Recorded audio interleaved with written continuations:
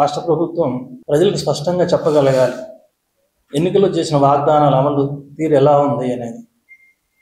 అయితే ఒకేసారి 5 సంవత్సరాల కోసం చేసిన వాగ్దానాలన్నీ 1 సంవత్సరంలోనే పూర్తి చేయాలని కూడా మేము అనట్లేదు.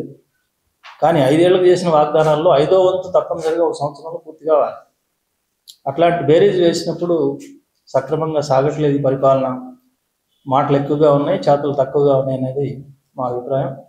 ముఖ్యమైనటువంటి వాగ్దానాలు రైతు భరోసా కానీ, లేదా నిరుద్యోగ భృతి ఇవ్వడం కానీ, ఉద్యోగాలు 2 లక్షలు మొదటి సంవత్సరంలోనే 2 లక్షల ఉద్యోగాలు ఇస్తామన్న మాట కానీ, మహిళలకు ఇంటింటికి 2500 ఇస్తామన్న వాగ్దానం కానీ, ఇలాంటి ముఖ్యమైన వాగ్దానాలు ఏవి కూడా ఇంతవరకు ప్రారంభం కాలేదు.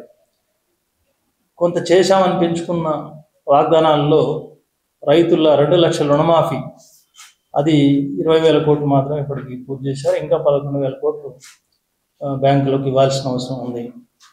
దాంతోపాటు రైతు భరోసా అసలు ఇంతవరకు ప్రారంభం కాలేదు. మహిళల బస్సు సౌకర్యం మాత్రం కల్పించారు, కానీ బస్సులు చాలా తక్కువగా ఉన్నాయని రాష్ట్ర వ్యాప్తంగా ఆందోళన జరుగుతోంది. కాబట్టి రాబోయే కాలంలో ఈ అంశాలపైన కేంద్రీకరించి పరిపాలన చేయాల్సి ఉంటుంది. డైవర్షన్ పాలిటిక్స్ మంచివి కావు. అంటే ప్రజల దృష్టి మళ్లించే దానికోసం కొంత హడావుడి చేయడం, అది హైడ్రా కావచ్చు, లేదా మూసీ ప్రాజెక్ట్ కావచ్చు, దామగుండం ఫారెస్ట్ ప్రాజెక్ట్ కావచ్చు, ఇట్లాంటి విషయాల్లో తొందరపాటు చర్యలు అవసరం లేదు. సమగ్రంగా చర్చించవచ్చు. ముఖ్యంగా రేవంత్ రెడ్డి గారు 7వ వాగ్దానంగా 7వ గ్యారంటీగా చెప్పినటువంటి ప్రజాస్వామ్యం అది కాగితాలకి పరిమితమైంది. ఇప్పటికీ ముఖ్యమంత్రి గారి పర్యటనలో అరెస్టులు తప్పటం లేదు. ముఖ్యంగా సిపిఎం కార్యకర్తలు కూడా అరెస్టులు చేస్తున్నారు. దాంతోపాటు ఈ ముఖ్యమైన చర్యలు వేటిల్లో కూడా అఖిలపక్ష సమావేశాలు చర్చించడం కానీ, బాధితులతో చర్చించడం కానీ జరగడం లేదు. కాబట్టి ఆ ప్రక్రియను కూడా ప్రారంభించాల్సిన అవసరం ఉంటుందని ప్రభుత్వానికి చెప్పదలుచుకున్నాం. రెండో విషయం, ఇటీవల అసెంబ్లీ సమావేశాల్లో గతంలో ఉన్న ధరణి పోర్టల్ని మార్చేశారు. భూమాత పేరుతో ఒక కొత్త పోర్టల్ని తయారు చేశారు. వాళ్ళు చెప్పిన వివరాల ప్రకారం చూసినట్టయితే, దాన్ని స్టడీ చేస్తే గతంలో ధరణిలో ఉన్నటువంటి కొన్ని లోపాలని, రైతులకు ఇతర భూ యజమానులకు ఉన్న అసౌకర్యాలని తొలగించిన మాట వాస్తవం. దానికి మేము సంతోషం వ్యక్తం చేస్తున్నాం, స్వాగతిస్తున్నాం. అదే సందర్భంలో ధరణిలో కానీ ఇప్పుడు కానీ ఒక ముఖ్యమైనటువంటి లోపం జరుగుతోంది. అది సరిచేయాలని చెప్పి ముఖ్యమంత్రికి, రాష్ట్ర ప్రభుత్వానికి మా తరఫున చెప్తున్నాం. అదేంటంటే కౌలుదారుల హక్కులు రికార్డు కావట్లేదు. గతంలో కేసీఆర్ ప్రభుత్వం కౌలుదారులకు పూర్తి వ్యతిరేకంగా ఉంది. 2 అసెంబ్లీలోనే ఆయన ప్రకటించాడు, కౌలుదారులను గుర్తించను అని. నువ్వు గుర్తించకపోవడం కాదు కదా, వాస్తవం అది. రాష్ట్రంలో తెలంగాణలో కానీ ఆంధ్రాలో కానీ కౌలుదారులు చాలా కాలంగా ఉన్నారు, ఇప్పుడు ఇంకా పెరుగుతున్నారు. ఆ వాస్తవాన్ని గుర్తించాలి. గతంలో ప్రభుత్వాలు కొన్ని సౌకర్యాలు కల్పించినాయి కూడా. వాళ్ళకు కాలం బట్టి పాస్ పుస్తకాలు ఇచ్చి కౌలుదారుల పేర్లు రికార్డు చేసి వాళ్ళకు గవర్నమెంట్ సంక్షేమ పథకాలు కూడా వర్తింపజేసిన సందర్భాలు ఉన్నాయి. కాబట్టి అవన్నీ తీసేసి కేసీఆర్ కాలంలో జరిగింది. ఇప్పుడు కాంగ్రెస్ ప్రభుత్వంలో కూడా అలవాటు భర్తీ కావట్లేదు. అనుభవదారు కాలం అని ఒకటి పెట్టారు. అనుభవదారు అంటే పట్టాదారు కాకపోయినా వేరే రూపంలో అనుభవిస్తున్నాడు అనేది అర్థం వస్తుంది తప్ప, కౌలుదారు అనే పేరు ఉంటే తప్ప కొన్ని హక్కులు కానీ గవర్నమెంట్ పథకాలు కానీ అమలు కావు. ఈ లోపాన్ని సరిచేయాలని చెప్పి మేము కోరుతున్నాం. మూడో విషయం, అల్లు అర్జున్ కేసు విషయంలో ఘటన జరిగింది, చాలా దురదృష్టకరం. చనిపోయిన కుటుంబానికి మా సంతాప సానుభూతులు తెలియజేస్తున్నాం. ఇవాళ హాస్పిటల్ కూడా మా ప్రతినిధి వర్గం వెళ్ళింది. అదే రకంగా ఇప్పటికీ హాస్పిటల్లో ఉన్నటువంటి బాబు కోలుకోవాలని కూడా మనస్ఫూర్తిగా కోరుకుంటుంది. అట్లాగే అర్జున్ అరెస్ట్ విషయంలో కూడా చట్టం తన పని తాను చేసుకుపోవడం అభ్యంతరం ఏం లేదు. నేరం ఉంటే తప్పనిసరిగా అరెస్ట్ చేయొచ్చు, కేసు పెట్టవచ్చు. సాధారణ మనిషి అయితే ఒకటి, హీరోలు సెలబ్రిటీలు అయితే ఇంకొకటి అనేది అవసరం లేదు. అదే సందర్భంలో పోలీసులు తప్ప, అల్లు అర్జున్ తప్ప, ఇది పుంగాలుగా పత్రికల్లో వార్తలు వస్తున్నాయి. పోలీసులు చాలా స్పష్టంగా చెప్పారు, ఆమె చనిపోయిందని తెలిసిన తర్వాత కూడా ఆయన సినిమా చూస్తూ ఉన్నాడు. మా డిఎస్పీ వెళ్ళి చెప్తే కూడా వెళ్ళడానికి నిరాకరించాడు కొన్ని నిమిషాల పాటు. డిఎస్పీని కలవడానికి కూడా నిరాకరించారు మేనేజర్. తర్వాత కలిసిన తర్వాత బయటకు తీసుకురావడం జరిగింది అని చెప్పారు. దీనికి వీడియో సాక్ష్యం కూడా ఉన్నది. ఇదంతా వాస్తవం. ఈ పద్ధతిలో అర్జున్ వ్యవహరించడాన్ని మేము ఖండిస్తున్నాం, తప్పుపడుతున్నాం. అదే సందర్భంలో మాకు అర్థం కాని విషయం ఒకటి ఉంది.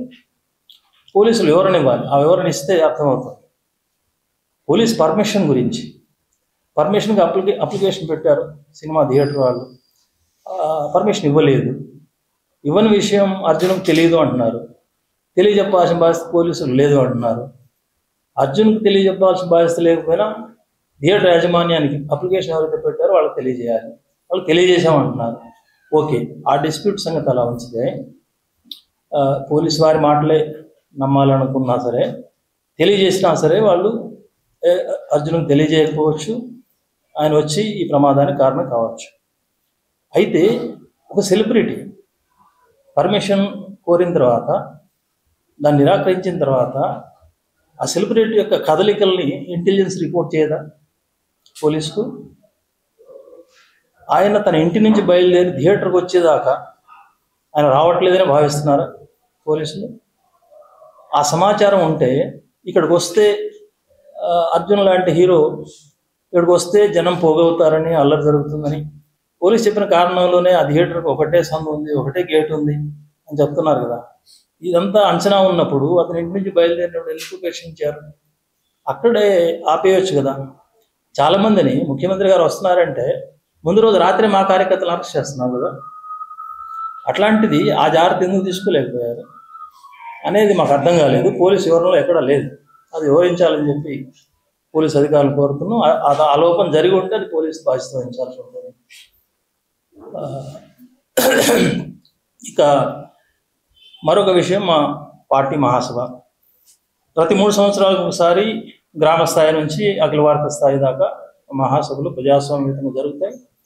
అక్కడ జరిగిన కార్యక్రమాలని సమీక్షించుకోవడం, రాబోయే కాలంలో ప్రజలకు ఇంకా మరింత ఎక్కువగా ఎలా సేవ చేయాలి, కార్యక్రమాలు తీసుకోవాలి అనేది నిర్ణయించుకోవడం, దాన్ని అమలు జరపడానికి కొత్త కమిటీలు నియమించుకోవడం ప్రజాస్వామ్యంగా జరుగుతుంది.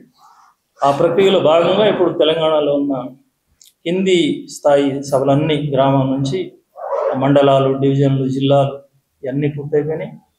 రాష్ట్ర మహాసభ జరగబోతోంది.